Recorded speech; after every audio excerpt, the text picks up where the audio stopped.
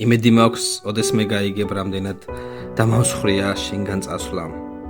რამდენი ღამე ვტიროდი იმის ფიქრში თუ რამ სურდა და მინდოდა გამეკეთებინა, მაგრამ სხვა გზა არ იყო. მე იმიტომ არ წავსულ ვარ, რომ შენზე ზრუნვა შევწყვიტე. წავედი, რადგან ზედმეტად ზრუნავდი. და ვერასდროს გაიგებ, როგორი მძიმე იყო ეს გადაწყვეტილება. როგორ გამტეხა ის, რომ დღემდე ვერ მოვშუშტი.